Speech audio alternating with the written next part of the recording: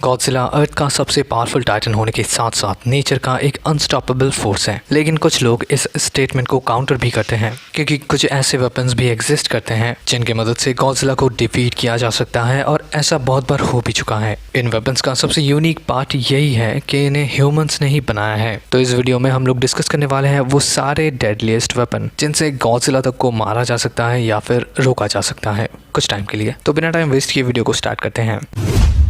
Number 5, the oxygen destroyer. Oxygen destroyer वो weapon है जिससे 1954 की गॉडजिला को मारा गया था। फिर इसके बाद इसे Godzilla king of the monster में भी यूज किया जाता है, लेकिन उधर पे इसका इफेक्ट उतना भी ज्यादा पावरफुल नहीं था। इस वेपन के क्रिएटर हैं डॉक्टर डाइसुके सेरिजावा। अपने एक्सपेरिमेंट के टाइम पर डॉक्टर सेरिजावा ऑक्सीजन के एलिमेंट्स को लेकर एक अननोन केमिकल से रिएक्ट करवाते हैं, जिसके कॉन्टेक्ट से जिंदा सेल्स के अंदर बहुत ही डेंजरस रिएक्शन होता है। इस म्यूटेटेड माइक्रो ऑक्सीजन को एक कैप्सूल के अंदर रखा जाता है। बीच में से एक रॉड होता है जो माइक्रो ऑक्सीजन को पुश करता है। फिर इस पूरे मैकेनिज्म को ग्लास से बने हुए एक दूसरे कैप्सूल के अंदर रखा जाता है। फिर जब ये मिनिएचराइज ऑक्सीजन के एटम्स को एक्टिवेट किया जाता है और फिर जब ये एक दूसरे से रिएक्ट करते हैं तब उससे बहुत ही पावरफुल केमिकल एनर्जी क्रिएट होता है। ये सब्सटेंस सिर्फ पानी में ही रिएक्ट करता है, जिससे ऑक्सीजन के मॉलिक्यूल्स आइसोलेटेड हो जाते हैं। फिर जब इसके कांटेक्ट में कोई काइजू या फिर कोई जिंदा चीज आता है तो वो केमिकल सबसे पहले उसके बॉडी में एब्जॉर्ब होता है और फिर वो उसके बॉडी के हर एक पार्ट्स को अलग कर देता है या फिर डिसइंटीग्रेट कर देता है, और ऐसे ही ये वेपन काम करता है।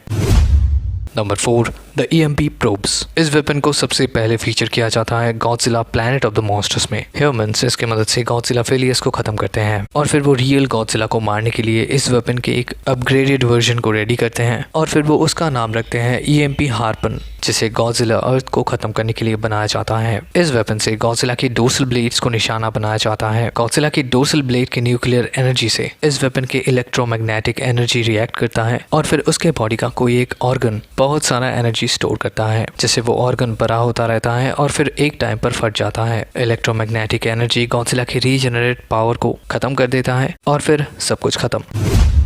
Number 3, the anti nuclear energy bacteria या फिर ANB, जो एक जेनेटिकली इंजीनियर्ड सुपर वेपन है और इसे पहली बार फीचर किया जाता है 1989 की गॉडजिला वर्सेस बायोलैंटे फिल्म में। जापान के सेल्फ डिफेंस फोर्स एक ऐसे बैक्टीरिया का इन्वेंशन करते हैं जो न्यूक्लियर मटेरियल्स को ब्रेक डाउन करने की ताकत रखते हैं, लेकिन इन्हें जेनेटिकली इंजीनियर करने के लिए चाहिए होता है गॉडजिला का DNA, और तब जाकर इनका प्राइमरी फूड सोर्स बनता है न्यूक्लियर एनर्जी। इस फिल्म में द ओकाची फाउंडेशन गॉडजिला के DNA को स्टोर करते हैं, जिसके मदद से वो लोग मिलकर इस वेपन का क्रिएशन करते हैं। फिर जब गॉडजिला और बायोलैंटे का बैटल शुरू होता है तब आर्मी इस बैक्टीरिया को एक मिसाइल में डालकर फायर करते हैं जो जाकर लगता है गॉडजिला को। अभी शुरू में तो इसका कोई रिएक्शन नहीं होता है, लेकिन टाइम के साथ साथ गॉडजिला का टेम्परेचर बढ़ने लगता है, मतलब वो बैक्टीरिया अपना काम करना शुरू कर देते हैं। और अगर ऐसा ही चलता रहता तो फिर या तो गॉडजिला या फिर उसका पावर एक टाइम के बाद दोनों में से कोई एक खत्म हो जाता। लेकिन गॉडजिला इधर पे दिमाग लगाता है और वो समंदर के अंदर चला जाता है। समंदर का ठंडा पानी गॉडजिला की बॉडी टेम्परेचर को नॉर्मल करता है और फिर इसी तरीके से गॉडजिला सरवाइव करता है। तो मतलब ये वेपन गॉडजिला को खत्म करने का पावर रखता है। वैसे इस वेपन से हुए डैमेज से ठीक होने के लिए गॉडजिला को 3 साल तक पानी के अंदर हाइबरनेट करना पड़ता है।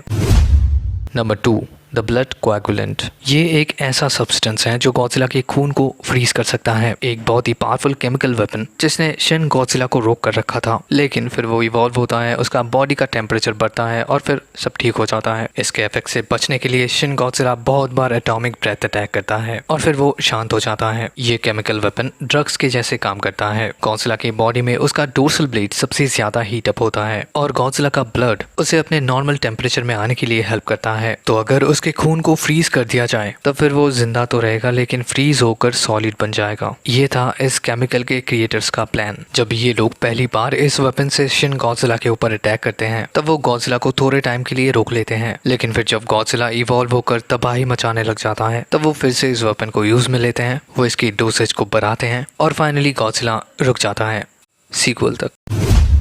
Number 1, orthogonal diagonalizer. ये एक सुपर वेपन है जिसे पहली बार फीचर किया जाता है गॉडजिला सिंगुलर पॉइंट में। ये मॉलिक्यूल्स को रेड डस्ट में ट्रांसफॉर्म करता है। इसमें एक पार्टिकल होता है जिसे कहा जाता है आर्केटाइप, जो बॉडी को बहुत सारे फेजेस में डैमेज करता है और उन्हीं में से एक होता है बॉडी को रेड डस्ट में ट्रांसफॉर्म करना। ये वेपन जेट जैगुआर के पास होता है जो गॉडजिला को धूल में बदलने का ताकत रखता है। तो ये है वो 5 पावरफुल वेपन्स जो गॉडजिला तक को मार सकता है। And that's the video guys. Video कैसा लगा कमेंट में ज़रूर बताना और मिलते हैं आपसे अगले वीडियो में। Till then take care and peace out.